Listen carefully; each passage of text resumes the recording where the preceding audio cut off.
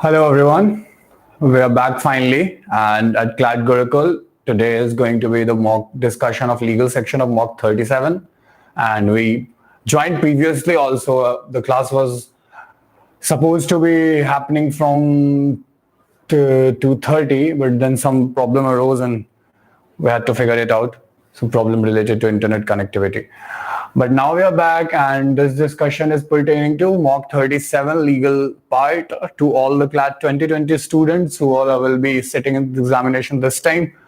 This is going to be relevant for all of you, but other than the 2020 students, everyone can join this and get the knowledge that they can see a few practice session in which the passage-based question will be discussed, right, based on the new pattern of CLAT.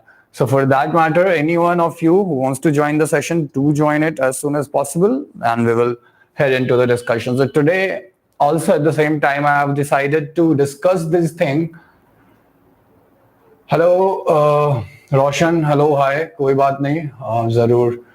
Thanks, Roshan. But yes, there was some, as I was discussing, there were some difficulties regarding the connectivity. Now we are all on. So good afternoon once again to all of you. Welcome to CLAT Gurukul's YouTube channel, and here this is a public video. It's because the mock was also made available to all of you. The mock is public, and anyone who wants to attempt the mock number 37 will just need to go to the Telegram group of CLAT Gurukul. That's CLAT Gurukul on Telegram. On that particular channel, they will find the link from where they can get the mock in their account, right? Second option that you all can do is, if you haven't already attempted the mock number 37, you can register yourself on readyforexam.com. Readyforexam.com, that is our LMS, that is our advanced learning system. And on that, yes, Subhranshu, this says there was some problem. The problem is, as you already aware, that we were launching a free YouTube course, and this already had been launched. But now we will take this thing in consideration that the mocks must be discussed within a week, so that your problem must be resolved in time. So I'm really sorry for that we could not discuss this particular mock before. But today is the day when we are going to do this. After that, you will also be getting your mocks, the mock number 38, towards the end of this week. And with that particular mock, I will try to discuss it right after the mock happened. So Branshu, also one other problem that was there, I was planning on to discuss the mock right after 2 days once the mock happened. But after that, I could see that very few people in the enrolled people who are to be attempting or who are to be sitting in CLAT 2020 examination, many of them were not even attempted the paper. And now I can see that most of them have, lately, but they all have attempted the paper at least. So now discussing it would be relevant. So Branshu, for you can open the test paper again, and you can get an idea that what was the question type and everything related to that, so that you don't find any problem in understanding the concepts now. Also, I've decided to not use the PDF version to discuss the mock test, so we will be doing it in our channel only. So this is the structure of our system. This is readyforexam.com, as you can already see. Here you go to the login section, and login, my information has been fed here. My information, that means I am also enrolled as a student in our course, so that I can view how the students are able to see the course or not. Anyhow, so this is my ID. I've already fitted my ID, and I just need to sign into the account so that I will be able to see the mock. Once the mock is open, we will go on discussing the mock, and we will solve it right here only. All of you are requested to kindly keep replying, keep responding to the questions, and keep raising your doubts if you have any. Other than that, we can simply just go through the explanation of mock 37. So in mock 37, you all must have felt that the questions were a bit, if not complicated, at least lengthy, because all the questions were based on different passages. All the 7 passages were different, so there was no mixing of the passage, and so you would have to read all the passages separately in order to come to the right conclusion.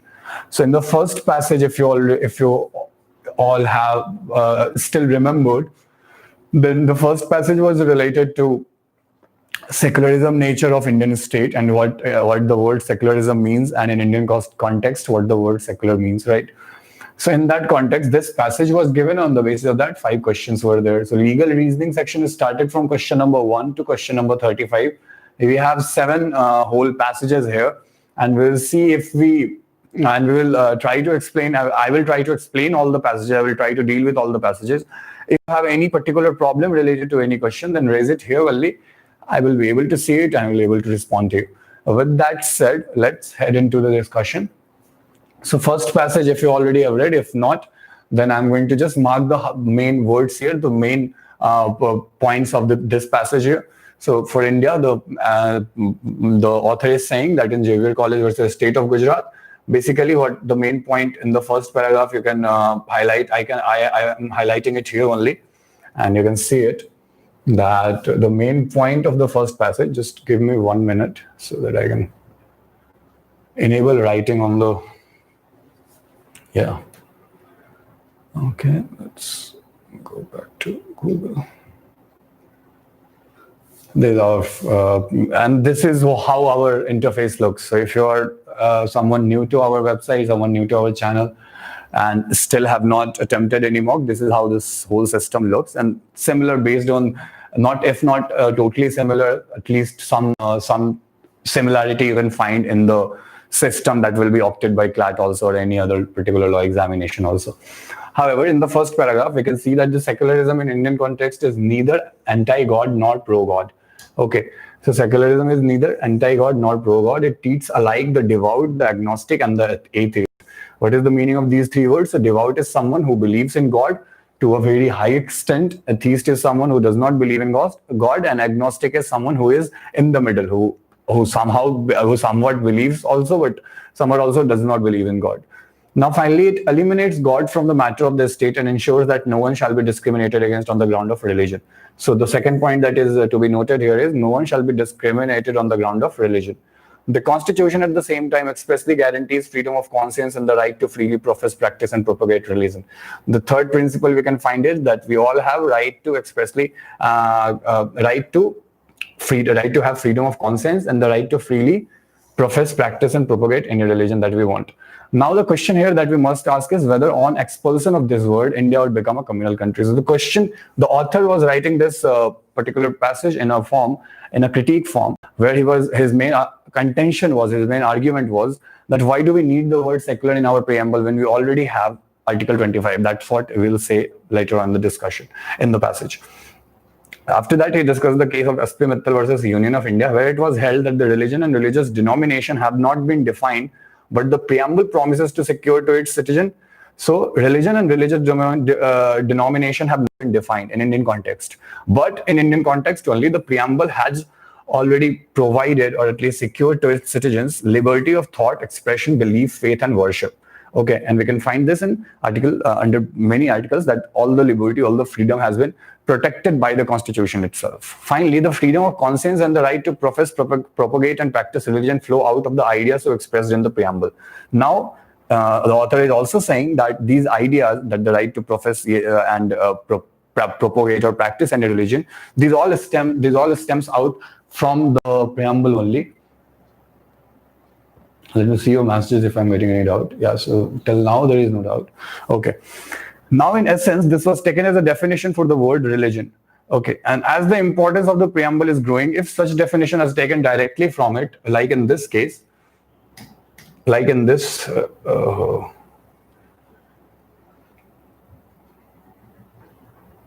okay.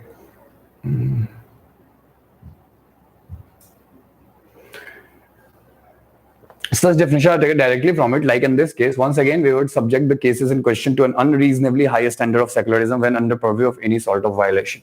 So the author is raising the point that if we apply the preamble that is given under the secularism that is given under the preamble, and apply that secularism everywhere, and if we don't have any kind of deviation from that particular definition of secularism that is under preamble, then every violation, any violation or every violation of any kind regarding religion will be included or will be held unconstitutional because of the fact that it is against secular idea.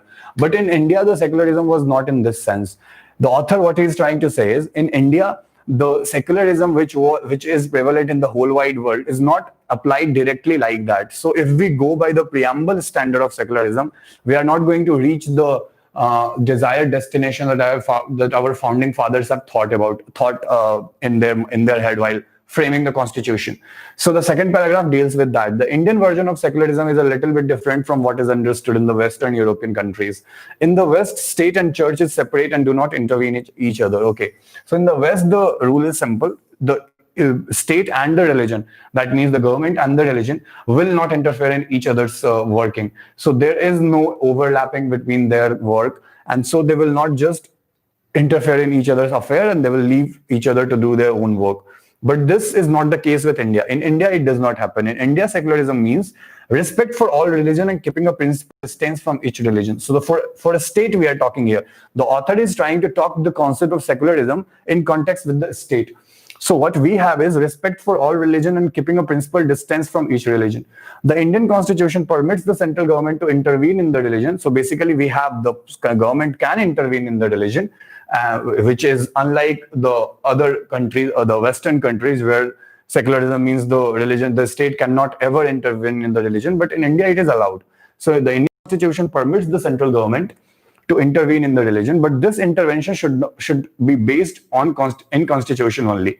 If some tenets, principle, or belief or any particular religion violates the constitution or the law of the land, then the Indian government is mandated to intervene and remedy the situation. So, for example, what the author is trying to say here is that if any religion violates the principle or the fundamental rights that are covered in Indian constitution, then the Indian government would intervene, then the Indian government would interfere in their working, in their activities, and they can then intervene in their affairs, right? But the purpose of that is to make the religion not attempt to deprive someone of their fundamental right, or make the religion not appear discriminatory, or make the religion not appear exploitative to other religions. So for that matter, the Indian state can interfere in any religion. For example, we had just the Triple Talaq bill. What was there? The government contentions was, the government raised the contention that, hello Chiku, good afternoon, very good afternoon to you. So the government raised the contention in Triple Talaq case, in Triple Talaq bill basically, that they need to interfere here in the religious text, in the religious system, or the religious principles that were in line and that were allowing the Triple Talaq to happen. And so the government's contention was that they will have to interfere there because it is kind of discriminatory with regards to the women. So it is against the women's right, and that's why their fundamental right is being violated, and that's why we need to stop this process of, or this culture of, or this system of Triple Talaq. Okay, so that was done. So this is the point of the argument here. The principles were already clear, that in India the state can interfere. That is one principle in the last part. In India, the state can interfere only when it sees that the religion is interfering with someone's constitutional right or something like this. Hello, Shivans. Okay. And in the first paragraph, we read that the right to freely profess, propagate, and practice any religion is there under Constitution. Then there is also the liberty of thought, expression, belief, faith, and worship. And then there is also, the question here is that the third point that was there in the first paragraph is that no, there was no any other point, right? These two are the principles given in first paragraph, that there is liberty of thought, expression, belief, faith, and worship, and freedom of conscience. And secondly, the state, in Indian state, is allowed to interfere in the religious matter if the religious matter is interfering with the fundamental right or fundamental duties that are fundamental rights that are guaranteed to any Indian citizen. So if any religion is discriminating with that, then in that particular case, the state can interfere. So with that said, that is our passage.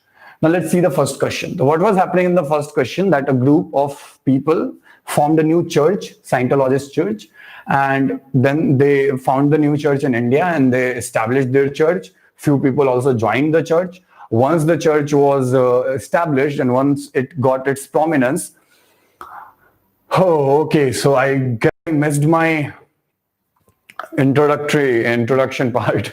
No, I did it. So the thing is, this is a live class of obviously, and we had scheduled it earlier. But that particular class, in that class, I gave you my introduction, everything related to that. But that class was it just went off because of the bad internet connectivity. And we are now back with this new video in which I'm discussing the legal section. So in case you don't know me, I am Kumar Abhinav. And I am the legal and current affairs faculty at CLAT Gurukul, which is in Patna. And I have completed my graduation from NLIU Bhopal just this year. So I'm an alumnus of NLIU Bhopal. You can find me on Telegram. My Telegram ID has been shared in multiple videos, and we will do it in this video also. You can also find me at our channel on CLAT Gurukul. I'm also available there. I am the one who is responsible for responding your doubts pertaining to legal or GK section. So that's me. That's me, and my name is Kumar Abhinav, if you are clear with that. So that's clear, Chiku. Now let's move into the discussion. So this caught the attention of the fringe Hindu group. So a Hindu group was not happy with the movement, with the new development, the new church and everything related to that. So they started a protest. Now the state government, based on that protest, decided to form a committee which will inspect the inner working of the church. So what is the job that is going to be appended to the committee? That they will be handling, or they will be inspecting the inner working of the church and will be present during the sermon. During when the church proceeding will go on, they will be present there in order to see what is going on with the church. Okay. So there we can see the government is interfering. That is very clear. The government is interfering in a way that it's sending its people to sit in the church while the sermon is being delivered by the father of the church. Okay. So there, the issue is clear that the state government is intervening. But one thing that is not clear here is that whether such intervention is allowed or not. So for that matter, we need to look up to that whether such intervention is first of all based in constitution, and secondly whether such intervention was necessary or not. So whether we need to find out that if this particular religion is interfering with any other religious affair, any other people's fundamental right or anything like that. So that was not the case. They were just starting a new religion. Okay. So that is on that particular regard, the action of government is illegal and it's not valid. Secondly, we also had seen that the state government, not the state government, basically the government, okay, whoever government is there, their action must be based in constitution. That we have read in the passage part. Okay, so the principle is there that the decision must be based in constitution. But here that is not the case. The decision taken by the government here is based on a problem group or a fringe group who started a protest, and then the government decided based on that protest that because few people are facing difficulty or problems with the new religion, the new religion must be inspected by government people, and then the government did something wrong, which is invalid because their action must be based in the constitution. And if the religion per se does not been indulged in doing anything that is of discriminatory nature, then the state cannot interfere in there, right? So the best option should be D, no, as the intervention made by the state government in the religion was not based in constitution. Okay, we mark the answer here, and with you 7 next. Our aim is to at least mark more than 30 or all the 35 questions correctly, but let's see what happens. So in the second question, if you are read the facts with me. So suppose in the same fact as above, the central government become aware of the matter. Now the matter is beyond state government. The central government also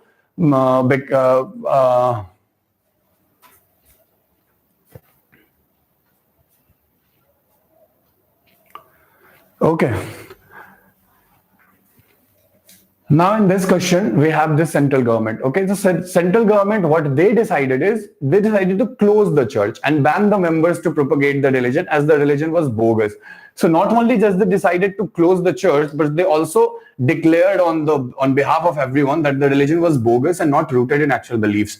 Now in the constitution part, in the passage part, we had seen that the secularism means to keep the religious matter and the state matter separate. We should not indulge. We should not mix those two matters. Okay. But in Indian context, the central government is allowed to mix it or to intervene in the religious affairs if they see the religion is interfering with someone fundamental right or anything like that. But here the central government went overboard. They not just interfered in their religion, but they tried to ban the religion at all. Okay. What happened after that? So the decision taken by the central government, now we have to choose the correct option. Okay. So the head of the church filed a petition against the central government. Now, will the petition fail or not? So obviously the action taken by central government is not correct, is not valid, is not based in constitution. So the petition will succeed. But which will be the correct answer, B or C? Because both says the petition will succeed. B says the petition will succeed as the decision taken by the state government undermines the secular ethos of the constitution. And C says the petition will succeed as the decision taken by the state government violates Article 25 of the Constitution. Now, back to the passage, we see that the passage says Article 25 is related to Article 25 is, hello Kushagra, let me clarify, everyone is going to appear for CLAT tomorrow. So please understand that this is not something which is for CLAT 2021 batch. This is for CLAT 2020 batch. And if you are not going to appear for CLAT this time, then this video is not pertaining to you. You don't worry, you just leave this video. If you need to understand concepts, there is another video for that, and there will be, we already launched a few new course under which we will be explaining all the topics. But here I am not going to explain it in Hindi because obviously our people have already attempted the mock. So if they were expecting Hindi to understand the passages in Hindi, they are failing at that point only. And I'm not hoping that with our students. So no, don't tell me or don't advise me about what should I do or what should be the teaching methodology. That is covered by me and I will be taking care of that. Okay, Kushagra, I won't be entertaining any further questions from you. I get your point. So finally here we see that, okay, after that, so the C says the petition will succeed as the decision taken by the state government violates Article 25 of the Constitution of India. So whether it violates Article 25 of the Constitution of India, so what is promised under Article 25? Under Article 25, it says that everyone has the right to freely profess, practice, or propagate religion. Okay, and here the head of the church filed a petition. His right to propagate or to practice religion was interfered with. But in the passage, it does not match Article 25 with this principle. If you see the link, there is no link between Article 25 and this particular line. Even if the passage says that this particular right is guaranteed under the Constitution, the passage nowhere explicitly mentions that this right is based on Article 25 or is given under Article 25. So we as a student cannot apply extra knowledge. We as a student cannot assume extra knowledge. So we will not take that particular right under Article 25. So the answer C will not be a viable option for us based on the passage. And so option B will be the correct answer because the reasoning given here also is correct. Okay. With that, let's move on to the next topic. Next question. So we mark the answer B here. Let's mark it here. Save and next.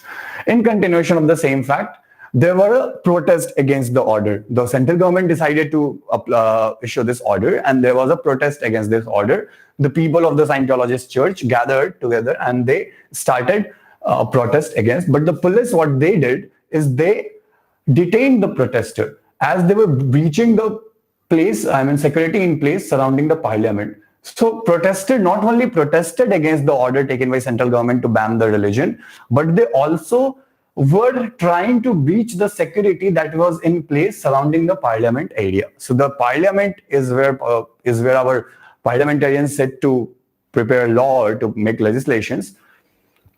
Outside that, whatever barricade was there, whatever security was there, that was being breached by these protesters, and so the police detained them. We need to find out that whether such detention is correct or not. Okay, let me clear this page for you all first, so it will become more clear for a few. Okay, so the detention is Prima facie, we might feel the urge to mark the detention invalid because their right is discriminated. Their right is they are being deprived of their right. The central government order is not based in law, and so we might have this temptation of going with the answer that the detention is invalid. But if we look at the wordings here, even if till here there is nothing that suggests that the protesters were doing anything wrong, but after that, in this particular line, we are very sure that the protesters were breaking the law as they were breaching the security in place surrounding the parliament. And that's why the detention of the protesters is not invalid and it is valid, but the reasoning we must find out. So B and D can be the right answer, but what is the reasoning provided? Let's see. The detention of the protesters is valid as they were breaking the law. So option B should be the correct answer. We mark this answer and move on to the next question. Okay. I can see there is no doubt in these questions, at least in first passage.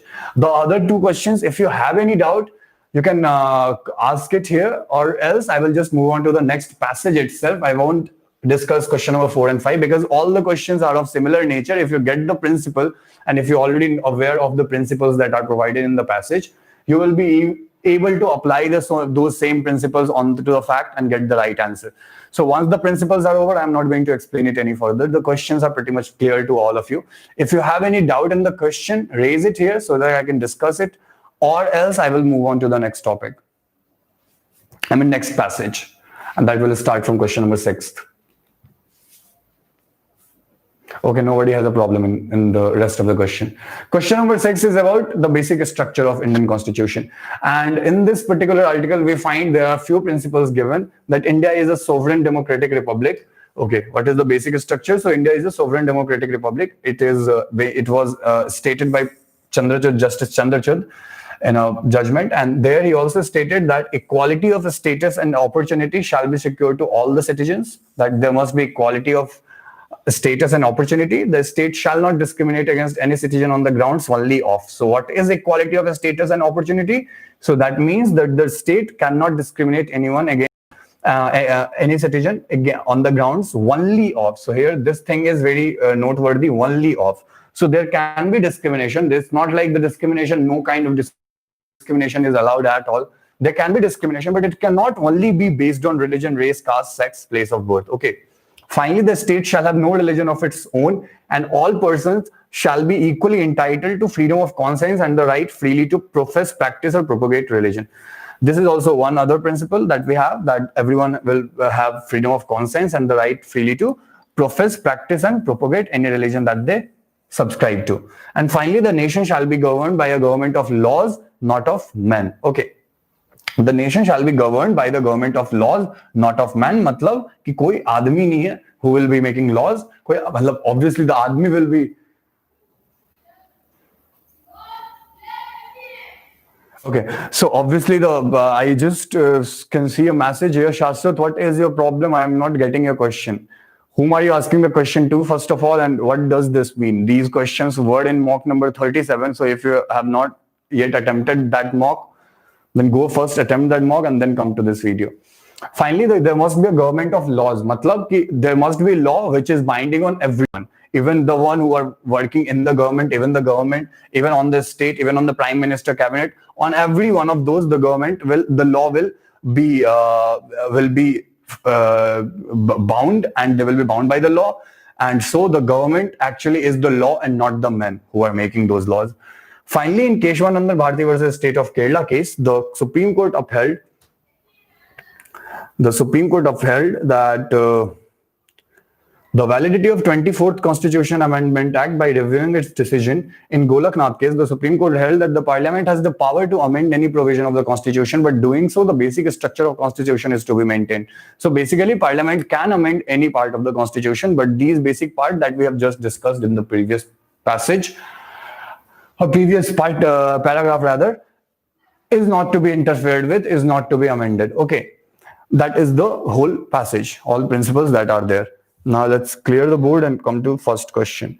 So in the first question, you can find that due to the corona crisis, many states are imposing lockdown. Now WHO decided to hold a meeting of different states, and they said that all the states should impose mandatory lockdown in their respective places.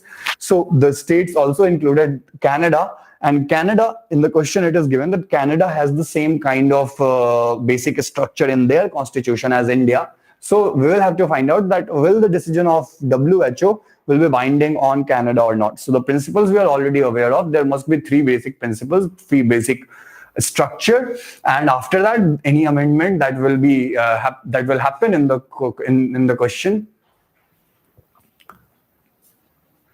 Okay, I get it now. Okay, and even if they have note that Canada is a member of the WHO, so we get the question. Now Canada has the same basic structure, and we need to find out whether this particular notice that is issued by the WHO will be binding on all the members or not. So because Canada also has the basic structure in place, and Indian basic structure has this. The principle of sovereignty in its place. The first basic structure is the sovereignty. Okay, I get you, Shashwat. So first basic principle is the sovereignty, and if the sovereignty means that there must be no external influence, and the country is not binded by any rules that is coming from external authority, that is coming from any country or any organization that is not the country itself or outside the country. Okay, so Canada is not like that. WHO is outside Canada. And Canada has this basic structure. They don't need to. The basic structure says that they have sovereignty in place. So if Canada is fully sovereign, they don't need to be following the order or notices issued by WHO. So they simply is not bound to accept the WHO direction. So the answer of this particular question should be B. Okay. Why? Because all others says they will have to impose the restriction, or they will have to bind by the they are bound by the rule of the WHO direction. But option B and D says they need not to. And option D says because has no binding power. Now see, the confusion can also emerge in a way of processing the options. So in option number B, it says that it is not bound to accept the WHO direction.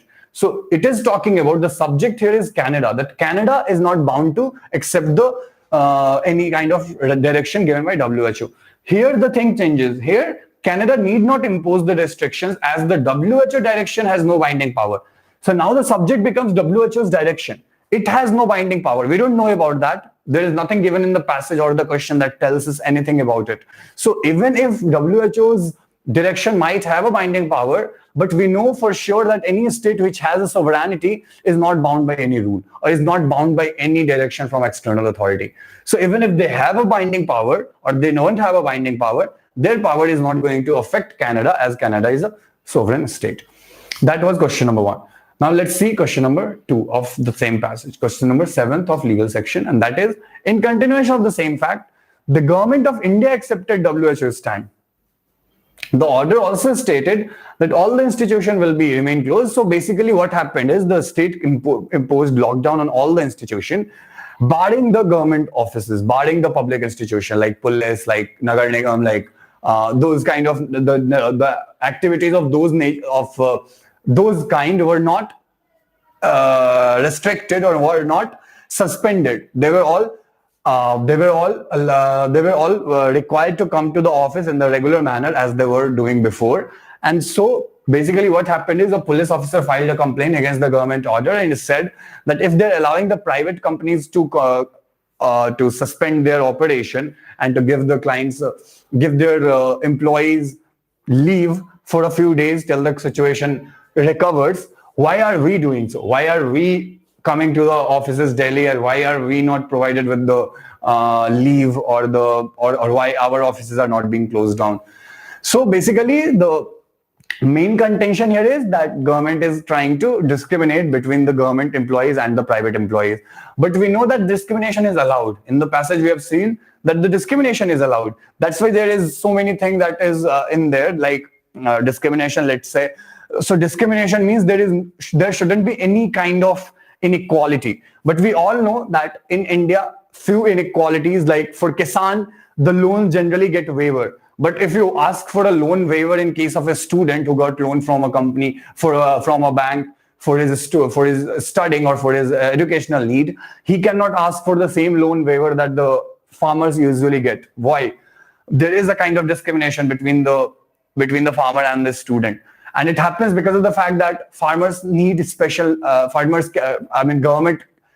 government caters to the special need of the farmers, but not the student, because students are very much manageable. They know how to handle themselves. But then Kishan, with them, the problem with farmers is that they don't have that much money or anything in order to sustain themselves. So the government discriminate there. Government simply says that we are coming up with this policy. Under this policy, because of a bad season, all the loans taken by the farmers will be considered paid, and they will not have to pay any other amount for that. But that just happens for the farmer. Now, tomorrow a student cannot go and claim the same kind of benefit for him. So there is discrimination, but those discrimination, the matter that is there is that those discrimination shall not only be based on religion, race, caste, sex, and place of birth. So there is 5 things. The question might also not include these 5 things. The question simply might also had said that the equality of status and opportunity shall be secured to all its citizens. And then you would have to solve this question. And most of you, if not all of you, most of you will be confused that because you don't know the concept of equality of a status and opportunity under Indian Constitution, that you will simply say that yes, this is a kind of discrimination. But understand that CLAT is not totally now checking your knowledge of the principle and fact given in the question. They are also trying to see whether you know about the peculiar popular terms that are generally used in legal parlance. Are you aware of the principles that are constitutional principles that are very basic to our constitution? So like this principle, equality of a status and opportunity. Now, anybody who knows about equality of a status and opportunity, even if he finds just this much phrase, he will understand that this is content to, or this is limited to these 5 kind of discrimination. That discrimination will not be based on religion, race, caste, sex, and place of birth. Any other kind of discrimination based on profession, like happening here, or based on what Arif, I've already explained it in the starting of this video, but for you, I'm doing it once again. So you just need to register yourself with readyforexam.com, and there, okay, yeah. So Shashwat has just posted that particular URL. Go there, register yourself. Once you are registered, give me a call, give us a message, and we will give you the access to that particular mock. Once you have attempted that mock, come join the session. You will be benefited immensely from it. Okay, so here the discrimination that is happening is on the basis of profession. So the answer should be the suit will fail. Now the suit will fail is in option A and C both. Which option is correct? So option A says as the order does not undermine the sovereignty of nation, and option C says the suit will fail as the order is not creating inequality in status and opportunity. So the facts are not related to sovereignty at all. So option A is not relevant. Option C becomes the relevant one, and so that should be the answer. Now in third question we see, in the continuation of fact given above, the order issued by Government of India also stated that the Hindus will be tested free for corona free of cost, and because they are more in numbers and thereby more chances of transmissibility.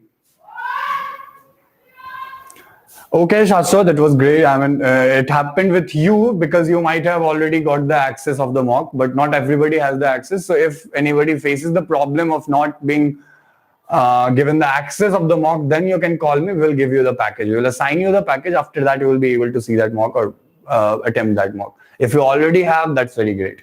Okay. So in this question, we can see that again the discrimination is happening, and it is happening on the basis of religion. So our principle was R, R, C, and P, and there was another R or S, something like that. S, yeah. So R, R, C, S, P. 5 things you need to remember. Anywhere you read equality, discrimination, and issue like that, there you can just apply that whether that particular discrimination is happening on the basis of these 5 things. If they are not, then that discrimination is not actually discrimination, and that discrimination cannot be contended in the court if it is done by the government. Okay, so the government cannot discriminate based on R means religion, R race, C caste, S sex, P place of birth. R C S P. I also write it down here for all of you. R Race, religion, caste, sex, and place of birth. Okay, so RRCSP. This is our equality code, and this is what we look for when we find any question related to equality, that whether they are creating the discrimination based on just these things or any other things. Okay. Now I am again leaving the last two questions of this set. If anybody have a problem with question number 9 and 10, they can raise it here. We can discuss that. Else, we'll just move on to the next topic, or the next question rather.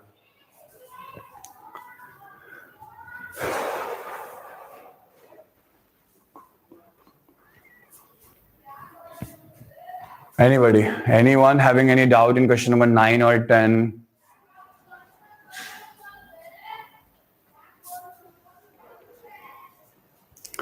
Okay, all the students who have already joined this session, all 10 of you, how was the legal section this time?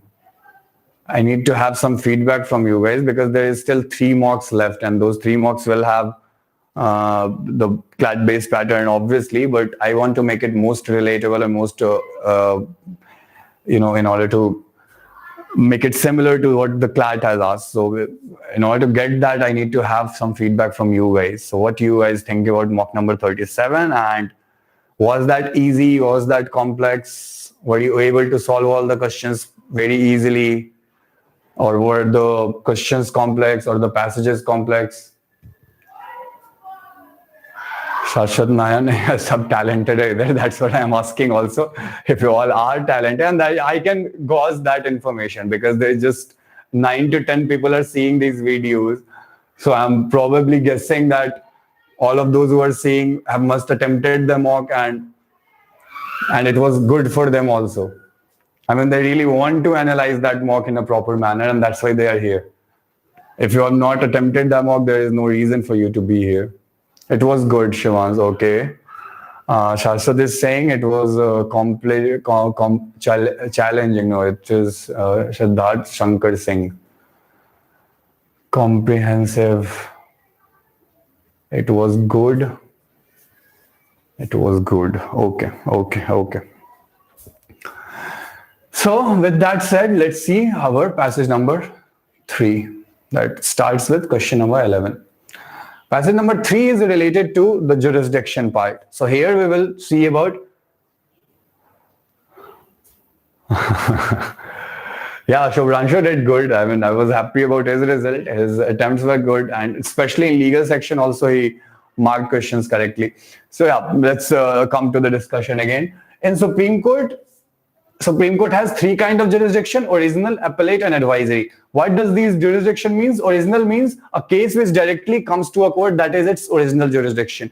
So for that matter, like say Supreme Court has the original jurisdiction to get cases where a person's fundamental right is being violated. So that person has the option of going to the Supreme Court directly with the PIL, where he can contend that his fundamental rights are being violated, and he need to secure those. So there is an option of filing writ petition or PIL for those. Okay, so that is the original jurisdiction that the Supreme Court has. Appellate means a jurisdiction that is in sense of appeal court. Okay, so Supreme Court also turns into an appellate court, where it entertains the cases that comes from or that arises from High Court, any High Court. So all the courts, all the cases that are closed or that are being delivered as in any High Court, the appeal from that particular court will go to the Supreme Court. Okay. Now, besides that, the other kind of jurisdiction that the Supreme Court has is advisory. Advisory jurisdiction means that any High Court or any court in India can send any matter in reference to the Supreme Court, where the Supreme Court can see the issue and decide and interpret the law around it and interpret the facts there, and can send the advice back to that particular court which is dealing with that case. So one is appeal, where the appeal comes from High Court. One is original, basically related to all the cases where fundamental rights has been violated. And one is advisory, where it generally advises the lower courts in dealing with any matter that they are handling currently. So in the exclusive original jurisdiction, it involves disputes between central and state, and between states as well. Matlab, all the matters which will involve all the cases that will happen between center and state. Also understand that center and state are two different entity. Bihar government is different, Indian government is different, and Indian government can choose to sue Bihar government, and Bihar government can choose to file a case against Indian government. So all those cases will be handled by Supreme Court under the original jurisdiction. And also fundamental right enforcement that I have already discussed. Besides that, appellate you already are clear with. And it also says that the Supreme Court decision are binding on all courts, tribunal in country and act as precedents for lower courts. So all the lower court will take Supreme Court's order as law. They will have to apply Supreme Court's principles as law. And how many? Okay. And finally, there are, so Branshu answered it correctly. Now, under Article 141 of the Constitution, all courts in India are bound to follow the decision of the Supreme Court as the rule of law. We are clear with that. Now let's come to the jurisdiction of High Court. What the passage says is High Court have jurisdiction over the states in which they are located. There are at present 2 High Courts. There are present, oh my God, there is a typo here. Okay, so don't read it. There are present High Courts in India. However, the following 3 High Courts have jurisdiction over more than one state. So basically, not all the states have their own High Court, even though the state number is 29, but not all of them have their own High Court. High Court of Mumbai, Guwahati High Court, Punjab and Haryana High Court share more than one states under their jurisdiction. For instance, the Bombay High Court is located in Mumbai, the capital city state of Maharashtra. However, its jurisdiction covers the state of Maharashtra and Goa. Okay. High courts have original jurisdiction and can try suits. High courts only have original jurisdiction. That means that they can try cases between 2 states. They can try cases between 2 authorities. They can also try cases where any case comes from lower court. So they also act as an appellate court where they can take matters from lower court. So all those jurisdiction is with High Court. Now finally, under district court, we have 2 kind of courts, but for that first read what is district court. So District Court of India take care of the judicial matter at the district level. All those matters arising at district level will be taken care by the district court. And in the district court, it is headed by a judge. And these courts are administratively and judicially controlled by high courts of the respective states. So these are basically under the high court of those states, and any case arising from these district court will go on directly to the high court. Now, after that, there are many secondary courts also at this level which work under district courts. There are many secondary courts also which work under the district court. So district court does not mean that there is one single court. District court is also divided in further different classification. So there is a court of civil judge as well as the court of chief judicial magistrate. While the former takes care of the civil cases, the civil judge is there and chief judicial magistrate is there. So they both works as a district court. They both work in the district court, but one is appended with the work related to just the civil cases and one is given the work related to criminal cases and offenses. And civil judge is the civil one, chief judicial magistrate is the criminal one. So in the first question, the matter is that Avigyan's contention is basically that his fundamental right is being violated as the state decided to impose a lockdown and he is not able to work anywhere and he is not getting his employment and he cannot earn any money in these circumstances. So where can he file the suit? We need to find out that. So we know that much, that the fundamental right is being violated here. And if we look at the passage nowhere says that High Court also has the power to deal with cases involving fundamental right, even though they have. But the passage does not say so. The passage says that any fundamental right issue can be taken directly to the Supreme Court. And so for that matter, we'll mark the answer correctly as A. Okay. Now finally in second question, we see that Dushyant, a Chandigarh resident, is going through a divorce and he already got his divorce. The divorce amount was finalized, the maintenance amount, but he is not happy with the amount and he wants a reduction in that amount because he feels that the amount that is given or awarded to his wife is very high and he should get a reduction in that. Where can he go for that? So obviously the divorce that was maintained or that was finalized must be done in the district court because the issue is not related to fundamental right. He cannot start a case. He cannot institute a case directly in the High Court. So the case must be instituted in district court, and in that district court, she was awarded a maintenance award and he had to give it to her. Now he wants to challenge that maintenance award. So we already read that any district court judgment can be challenged in the particular or respective high court of that particular place. So he is from Chandigarh, so Punjab High Court would be the right answer. Option B would be the correct answer here. Now finally, in third number question, he is a resident of Mumbai. So let's not deal with the third number question. There is some typo in third number question.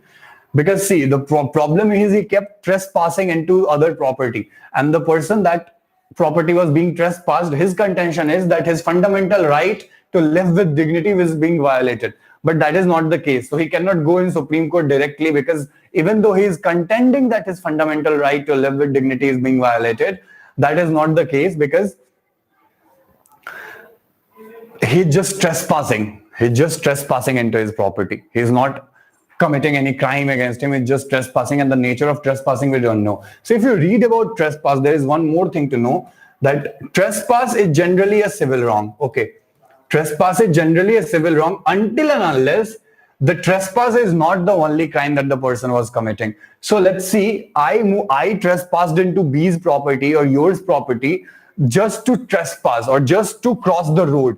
Now that is also trespass, because I crossed your premise to cross the road. I used your premise to cross the road, and that's why I came into your premise without asking you, and that's why that is a trespass. Nonetheless, if after trespassing into the property, I also commit some crime against that person, like I trespass into yours property, and then after I also try to rob you or also try to steal something from your place.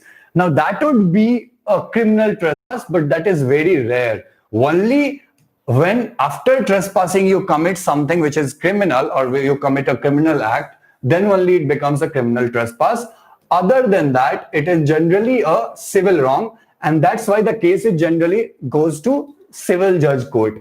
But the question, I have decided to cancel this question because the court, the name of the court is typed wrongly here. It should have been Mumbai, but it is Delhi. And the answer should have been, if it were Mumbai, the answer should have been B.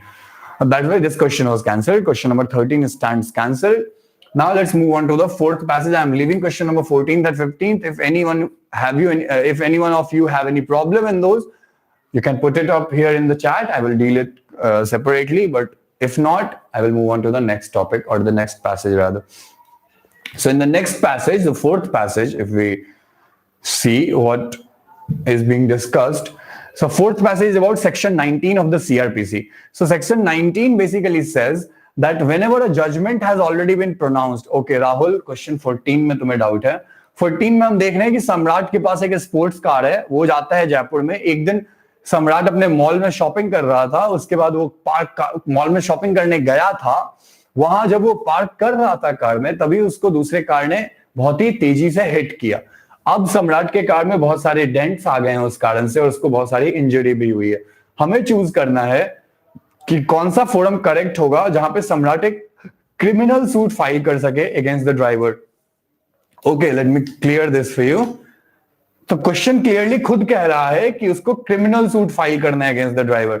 So obviously if he wants to take recovery for the dents, he can go to Delhi Civil Judge Court to ask for the recovery. But if he wants to constitute a criminal case against that person, he will have to go to the Chief Judicial Magistrate in Delhi, because he is from Delhi. The place is in Delhi. The things are happening there, and because he was hit in Delhi, he can go file a case of criminal negligence or accident or anything like that against the person who hit him in Chief Judicial Magistrate Delhi. Okay. Hope that clarifies, Rahul.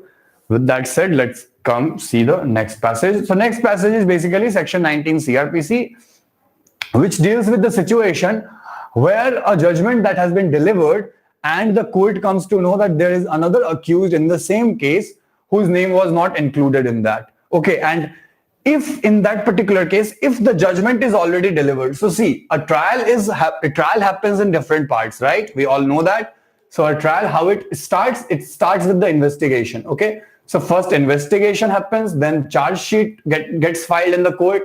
Once the charge sheet is filed, the magistrate, I mean, obviously, firstly, the person, if something happens, the magistrate, the charge sheet will be presented to the magistrate.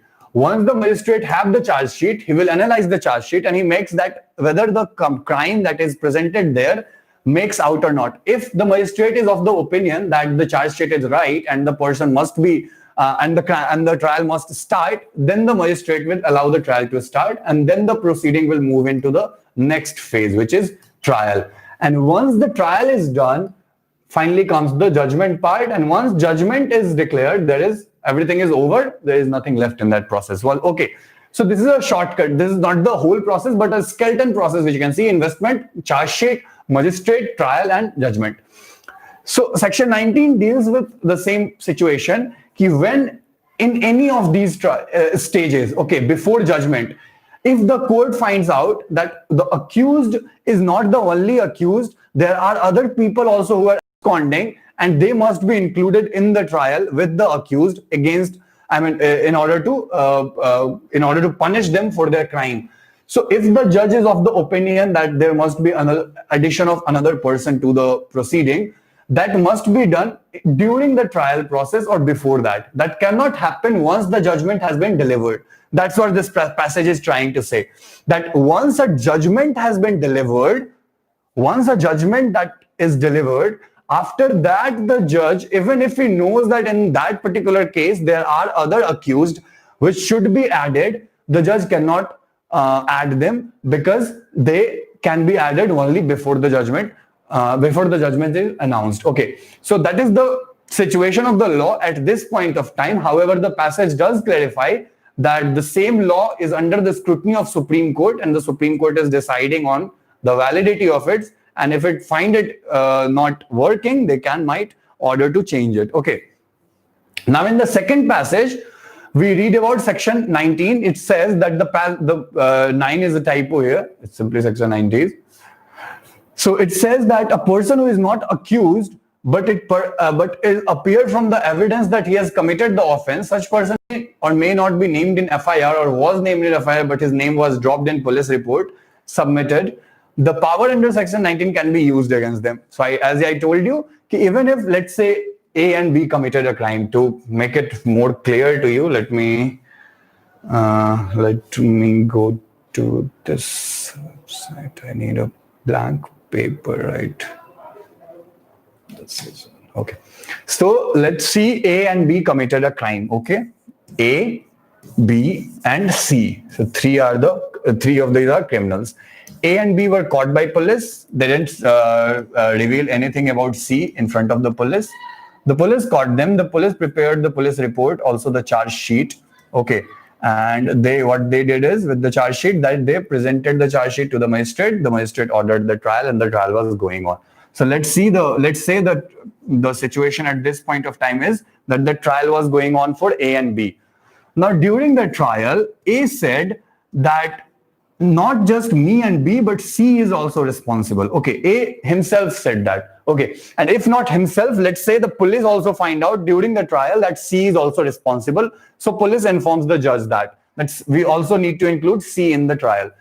So if the trial is going on, the judge orders that, okay, C must be added to the trial, C must be made a defendant in the trial, and the trial will go on against A, B, and C.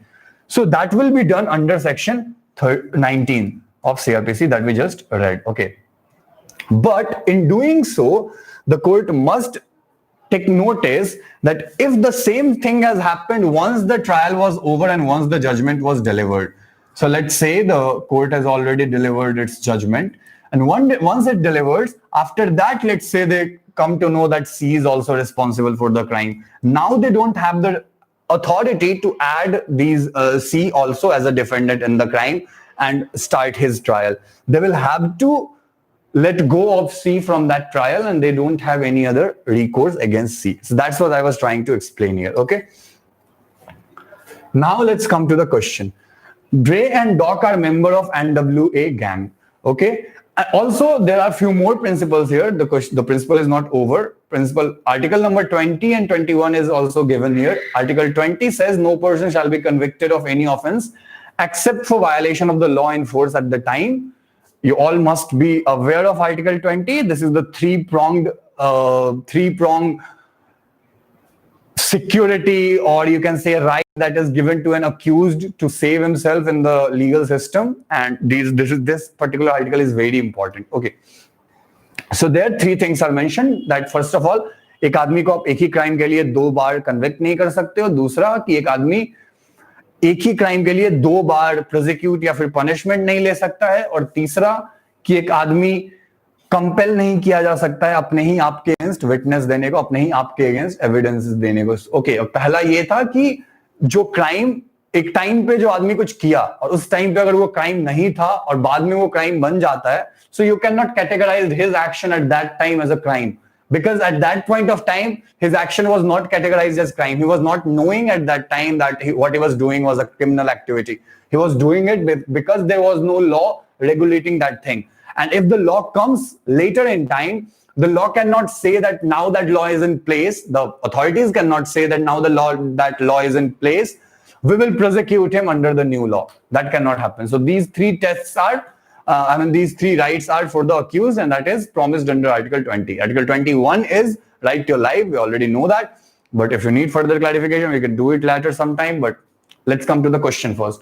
So question number 16 says, Dre and Doc are member of this gang. This gang was inactive in Delhi. They both went outside, and when they came back, they were caught by the police because the gang members, the gang in which of which they were a part of, the same gang also committed a loot in the concerned area, and so the police thought that both of them were also involved in the crime, though they both were not aware of the crime at all.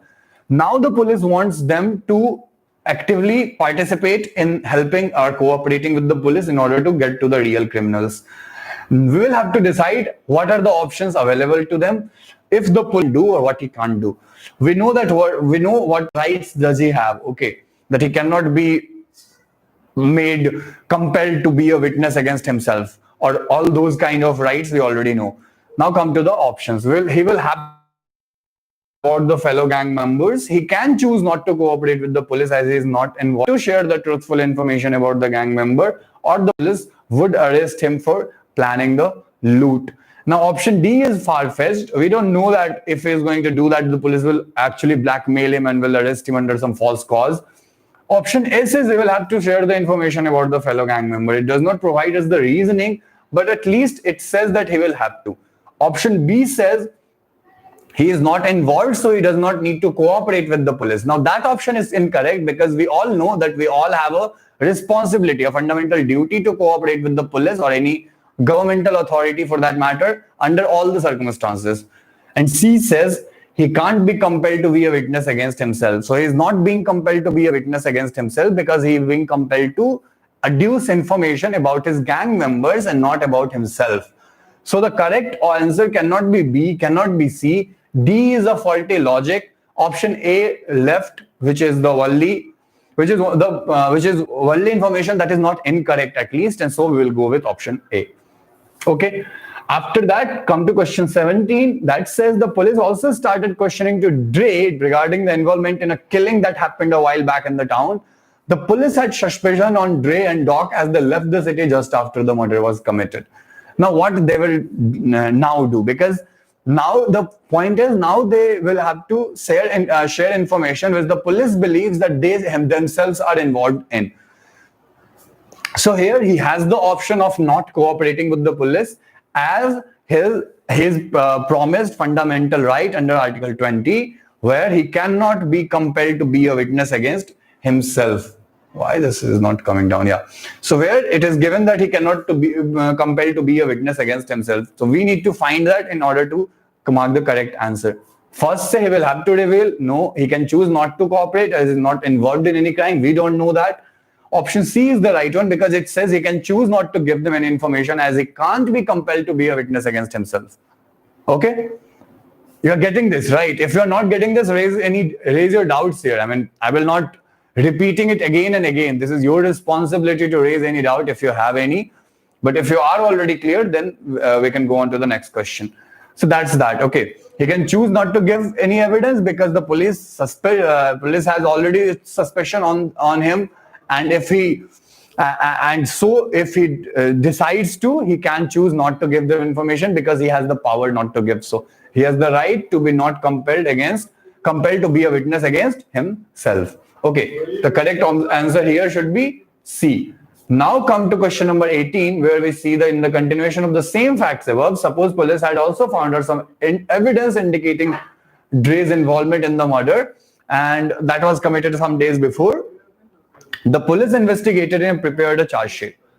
The charge sheet was presented to the magistrate, and he took the cognizance of the matter. While the trial was going on, Dre revealed to the court that Doc was also involved with him in the killing.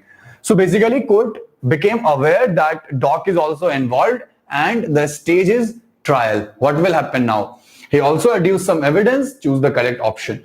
So obviously, the question is trying to see your knowledge of Article 19 that you just gathered from this passage. Whether are you able to apply that particular knowledge or not.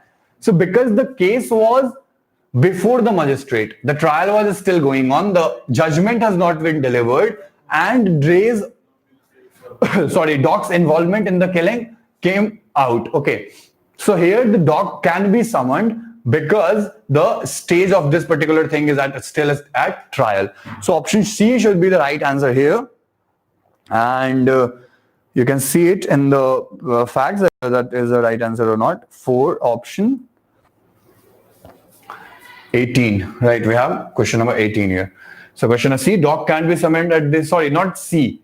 Doc will be summoned as the court thinks that he is also involved in the crime. Obviously, give the right provided under article and will be discarded. The charge sheet is already. See, the point is the charge sheet, submission of charge sheet or preparation of charge sheet is not relevant here. What is relevant? Has the judgment been delivered or not? If the judgment is already being delivered, the court cannot order addition of any other defendant in the case.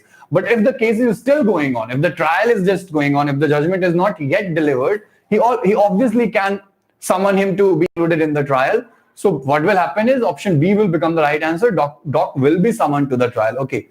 So that concludes our fourth paragraph of the passage. I'm leaving question number 19 and 20. If you have any doubt, raise it here. I will explain it then only. And the rest of the three passages, 5, 6, 7, will be done either later in this evening or tomorrow, whenever it will be comfortable for us. We will tell you in advance, so don't worry about that.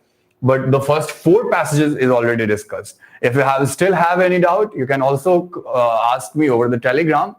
We had this class scheduled for CLAT Fun Day, which is going to be taken by Anurag Sir. So that the time of that class is not here now. We cannot further go on doing this particular class. We'll have to end it here only. The rest of the passage, the 3 left passage, will be done in the next class. Okay.